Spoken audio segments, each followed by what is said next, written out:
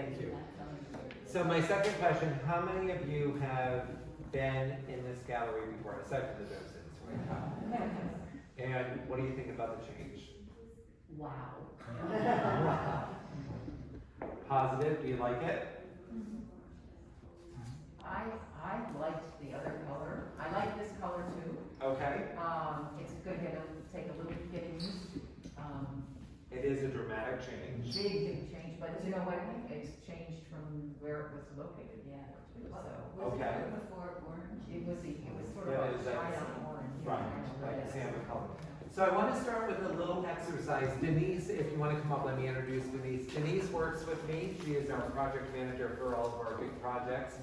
And we're really going to today take you through the process of how we came up with this color, because we were here for many hours, over many days, working in this particular exhibition. But I want to start with an exercise, especially with the docents, because Denise and I went through this afternoon, and then we were talking to Amanda about it. Now that we have a color that kind of falls into the background, and with all the hours we've spent in here, we were noticing so much detail in the Thomas Benton paintings that we never noticed amongst all of the other hours that we have been in here. So take a minute or two to look around. We did it for quite a while today, and just shout out some of the things that you noticed today that you never noticed in all your previous visits in this gallery. The blue. The blue. That was actually the first thing Denise and I noticed. It's really the blue here. It's around his suit too. It's Around all the his detailing, suit, yeah. and then Oh, Denise had even pointed out the highlighting of the eyebrows, the mustache, the smoke. We never noticed that before. Tablecloth looks like it bleeds right into the wall. The tablecloth. Oh, on top. Yeah, I actually noticed Yes. that. That was one of our Yes. inspiration spots. Yes. What else do you notice The that you blue never? check, I actually never noticed. The what? The, underneath the, still. Right there. Blue check. Yeah.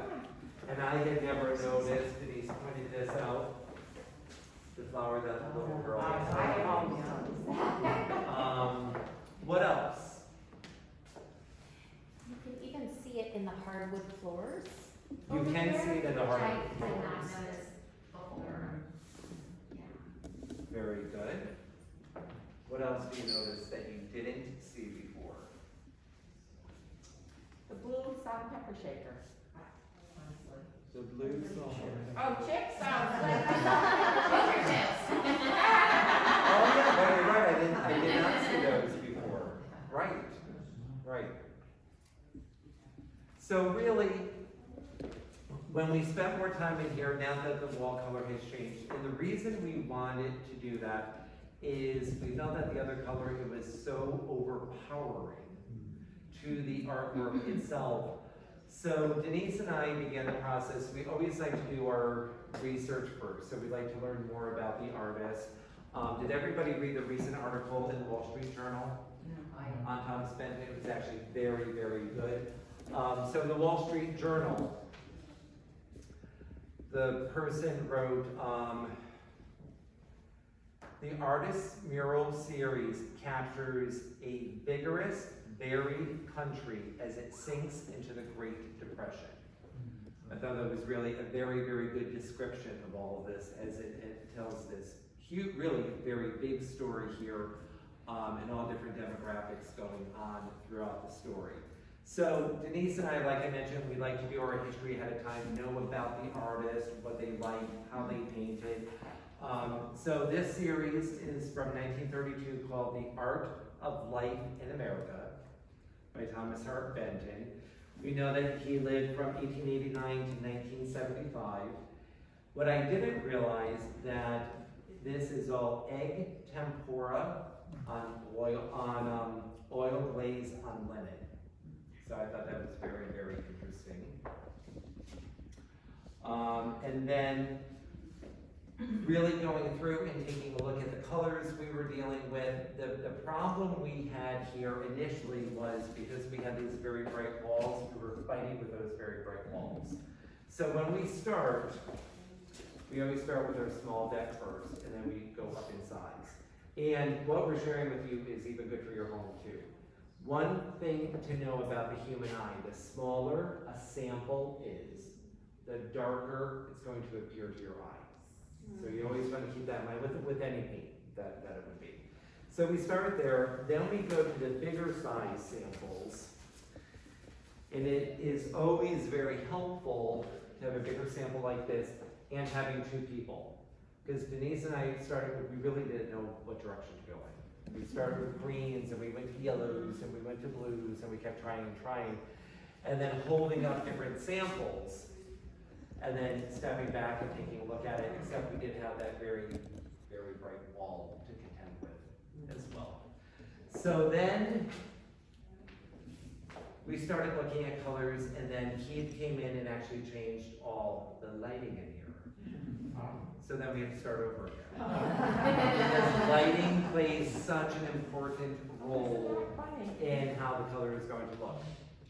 And I had mentioned in my other talks, this wall color, all the walls that we've done in the museum so far since 2018, they're all Farrow Ball out of Dorset, England. So it is a luxury British paint company.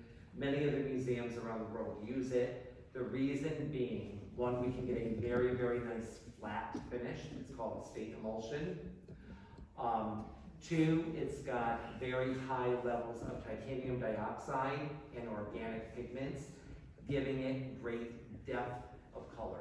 That's really what they're known for. That is what we use. That's what this gallery is and everything else that we've done.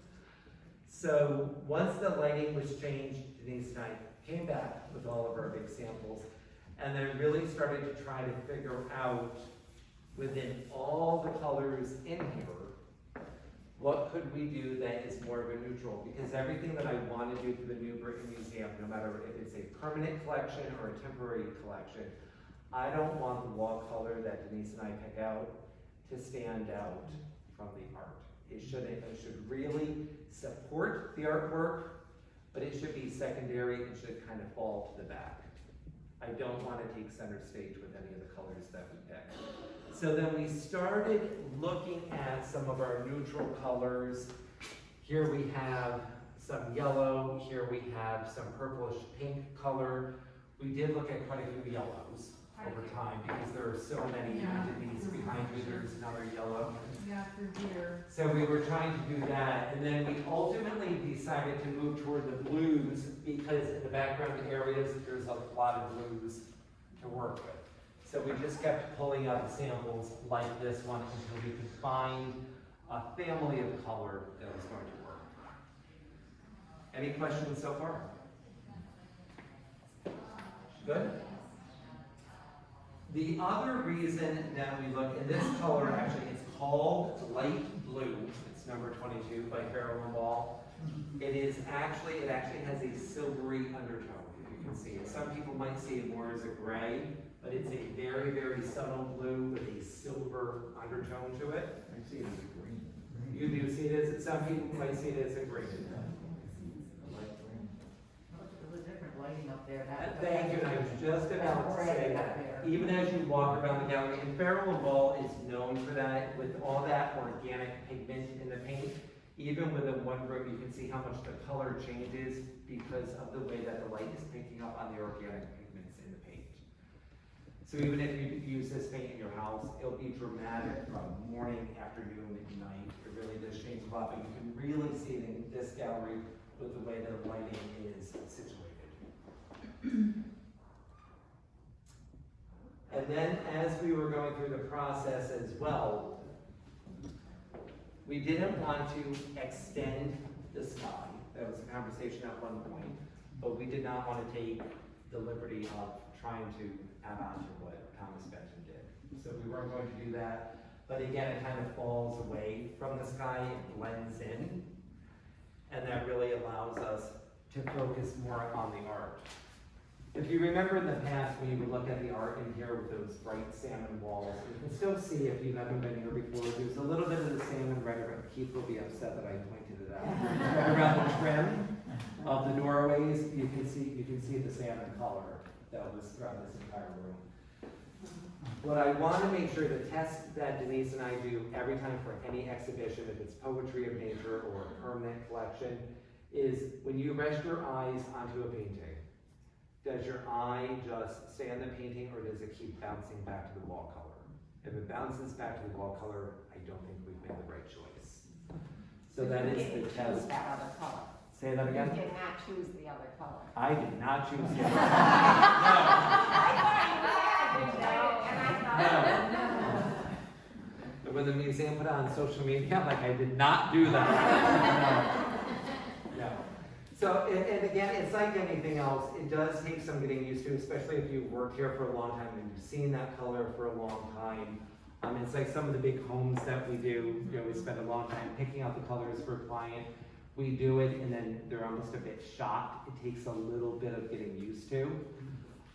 But I really do think that this is, and today's the first day I'm seeing it in person. I saw lots of photos, but it's the first day that I'm seeing it in person. But I really do think that it supports the artwork, falls into the background, and what I was not expecting is what Denise pointed out, is how much more detail that we're actually seeing in the artwork today that I never noticed it before. What kind of comments do you have? Your point is well made. I liked the way it looked when I came in and they had first painted that. It was shocking and it really felt like it was on fire. Okay. And now you've blown out the fire. Okay. Hopefully in a good way. I do think it's a good way, and I think the conversation is good, because indeed, why would we highlight the walls? Correct. You know, you're right, but yeah, we did, and I did like it. I will say, I'm with you, I did like it. And here's another thing that Yeah. I never want for this museum or any museum that we work with.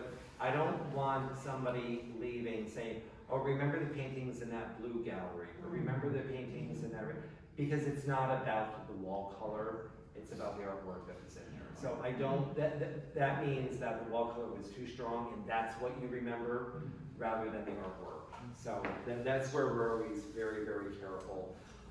Like I said, this is a long process that we go through because then we go back to our showroom in Simsbury, look over the colors, really have conversations about it. This one, in a way, was a little bit easier only because we already had the artwork up. When we do a temporary exhibition, it gets trickier because we don't have the artwork in front of us. We have electronic images. We go to the library together and borrow books.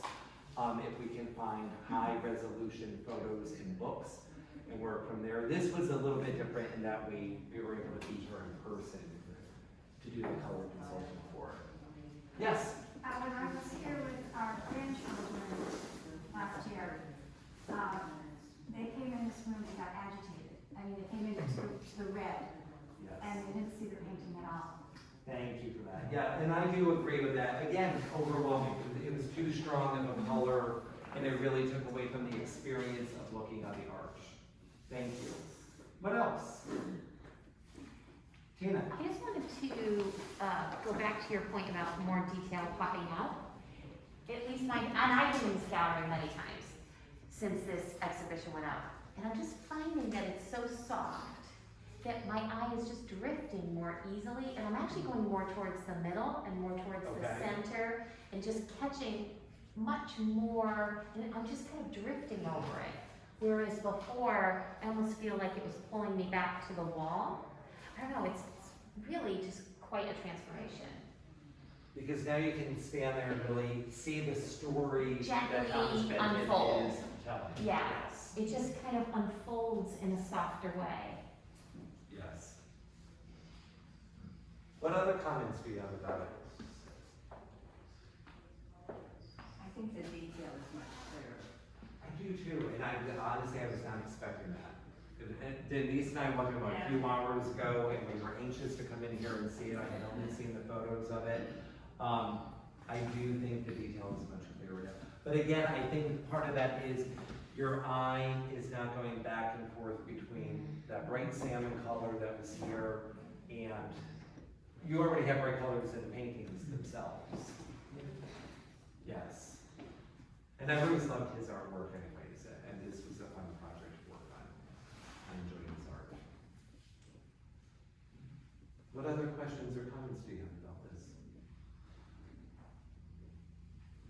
if you were to do it, do you have an idea of what you would have done differently if it weren't this light blue color?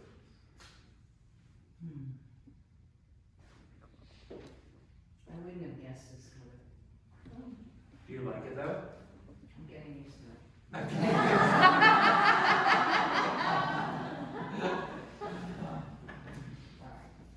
But do you notice it as much now? Do you notice the wall as much now? Or do you notice the art? No, you're definitely drawn to the painting. Yes, yeah, and that's really, that is our intention with everything throughout the entire museum. It's really drawing your eye to the artwork and not the wall. The wall should always be secondary. When we were talking through the yellows and greens, we steered away from those ultimately because the bounce back again, like with the coral, you missed some of the details, and the blue brought out some of the highlights, where the greens and the yellows were probably gonna be counterproductive to a lot of it, and in some cases it washes out, it makes people look sickly. It can kind of do a reverse, or, because we saw a lot of the green grass, and so that was kind of, I think green was almost our first intention. It was. And then when we started holding up the different greens, we had to take a step back from that, and that's ultimately how we got to the blues, because the blues complemented without doing any damage to color. And that's when we began to realize, okay, we need to go very neutral, but not a white neutral. And it's like when, you know, people come into our showroom and they're like, I just need white. Well, we have 26 whites to pick from. So we knew we wanted a neutral, but not a white. Yeah, So, definitely. and this is within the collection really one of the lightest of the blue families, which, of the original collection, that's why it's called light blue. Go ahead. How many gallons of paint did it take? Good question. I do want to talk through that. That is such a great question. So Keith and I sat down and we really had to talk through this one because it was such a vibrant color and we landed on such a light neutral color. We needed to work down with the primers and undercoats. So we actually gave them mid-tones primers and then worked down to light tone primers before we even started the painting process. Because our fear was going to be any of that pink tinge coming through on the newly painted wall. So there's actually 5 layers altogether. Here it's 2 layers of primer, a mid-tones primer, then a white tones primer, and then there's actually 3 layers of paint. But I think we did it 4 gallons. I think it's 4 gallons of paint, not the primer. I think So- it would have been 10, was it 8 or 10 altogether? It could be. But that was it for it, but only because we had to come down in stages because it was so bright. But you know, we have 5 layers on her now. Really good question. What else may I answer for you?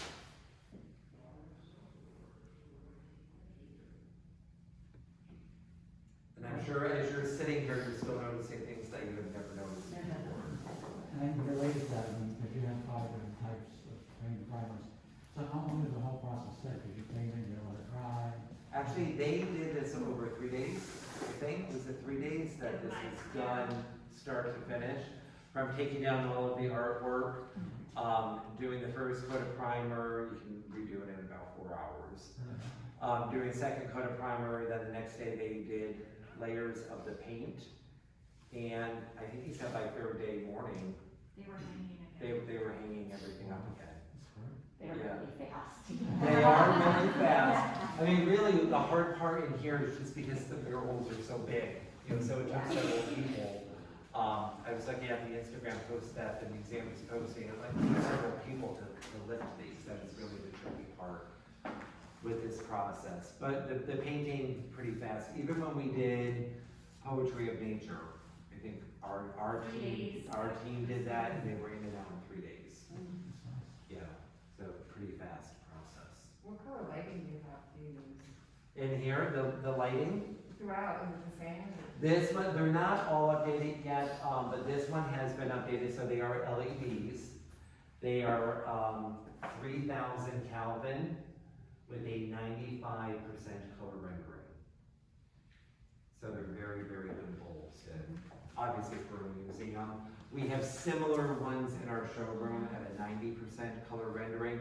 And I always make the statement when I go to a client's home, how many of you have bought a light bulb lately at a Home Depot and it's become like a science? Right? It's an entire aisle. Nobody knows what they're buying. So I go into a client's home and, you know, we're trying to look at colors, and I look up and in their kitchen, they have 4 different colors of light bulbs. Because somebody's just buying a replacement bulb. It's become so difficult. But that's why Denise and I really had to start over when they did update the lighting in here. We really started the color consulting process over again, because it does make such a difference. Yeah, it's really the temperature on the bulb that's most important to consider. 3,000 is just about right, not too warm, not too cool. Great. I always love light bulb questions. You go to Home Depot? Yeah, we should do a workshop on it sometime. People are always so confused by it. What else can I answer for you? Did you focus primarily on these 3, or how did you take these 2 panels? That's such a good question. We did focus on these, and one, because the lighting is a little bit different there, but then once we narrowed down our selection here, then we made sure that they worked with the ones in the back of them as well.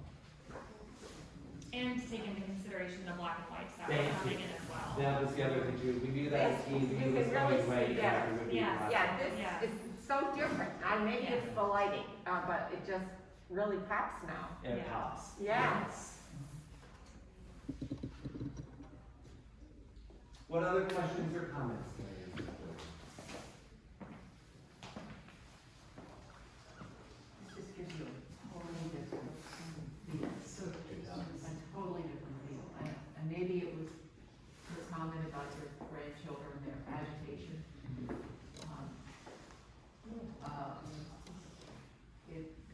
This sort of somehow calms it down. And yet this is not calm. I was just going to say, it does kind of calm it down when you already have so much happening in the artwork itself. It makes the characters visually softer. Very good. Thank you for that.